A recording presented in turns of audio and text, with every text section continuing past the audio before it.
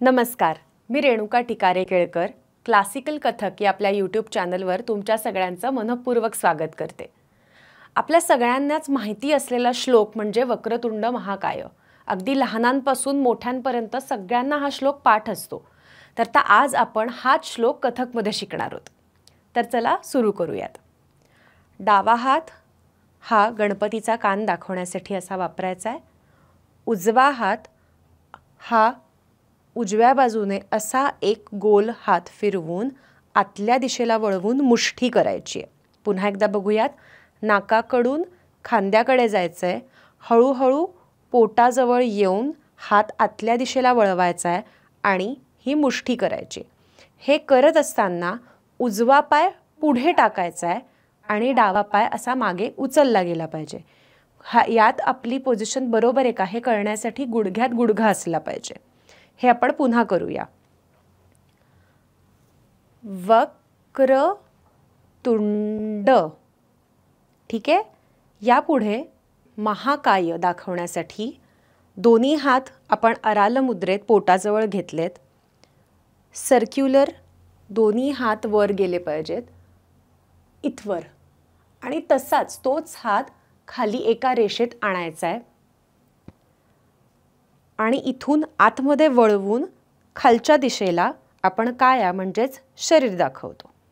ठीक आहे, तर ते येईल म हा का य।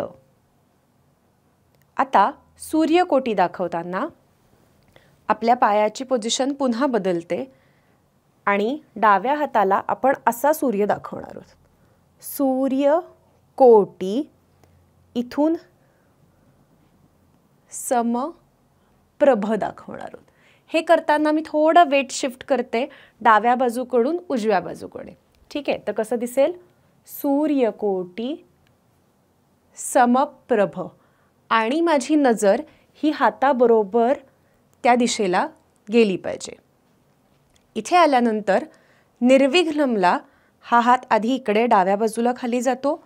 उजवा हात थोडा आपण गुडघे वाकवून या दिशेला मागे येणार आणि उजवा पाय टॅप करताना असा आघात करणार। ठीक आहे, कसं केलंय आपण? निर्विघ्नम। जेव्हा नम येईल त्याच वेळेस आपल्याला आघात करायचा आहे। आता कुरुमे देवला दोन्ही पायाची पोझिशन आपण 40 डिग्री ठेवायची आहे आणि दोन्ही हात वरच्या दिशेला हळूहळू हळूहळू न्यायचेत। कुरुमे देव। त्यानंतर सर्व कार्येषु सर्वदाला सर्व कार्येषु सर्वदा दुसऱ्या वेळेला आपण असे हात पताकात नेऊन डोळ्याला हात लावून डोक्यावरून वर घ्यायचा आहे आणि तिसऱ्याला असा घेऊन समोर घ्यायचा आहे। हे दिसताना कसं दिसेल?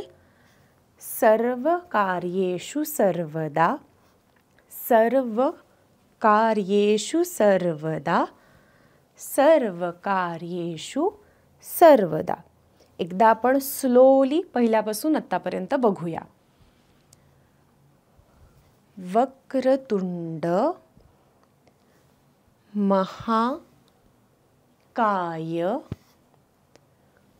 सूर्यकोटी समप्रभ निर्विघ्नं कुरु मे देव सर्व कार्येषु सर्वदा सर्व कार्येषु सर्वदा सर्व कार्येषु सर्वदा।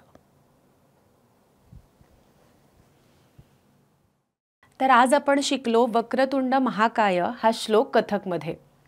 तुम्ही पाहिलं असेल की यामध्ये आपण संयुक्त असंयुक्त दोन्ही मुद्रांचा वापर केला आणि हा व्हिडिओ जर तुम्हाला पुन्हा बघायचा असेल तर आपण संयुक्त आणि असंयुक्त मुद्रांचा व्हिडिओ सेपरेटली आपल्या यूट्यूब चॅनलवर टाकलेला आहे, तोही जरूर बघा आणि आमच्या चॅनलला लाईक, सबस्क्राईब आणि शेअर करा।